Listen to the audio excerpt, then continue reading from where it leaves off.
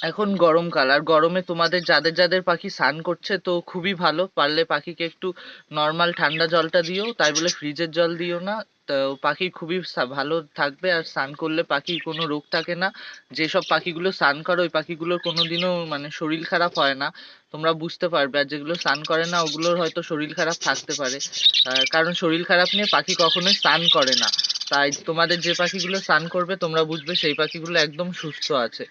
আর পাখিকে সবসময় নর্মাল টেম্পারেচারের ওয়াটারটা দেবে, তাহলে পাখি মানে আনন্দও পাবে স্নান করতে। এই যে আমার এই পাখিগুলো স্নান করেছে সব ভিজে রয়েছে, সেটাই বলছি, পাখিগুলো সুস্থ থাকে। এই খাঁচাতেও করেছে সব পাখি স্নান। তোমরাও তোমাদের পাখিকে খেয়াল করবে কোন কোন পাখিগুলো স্নান করছে।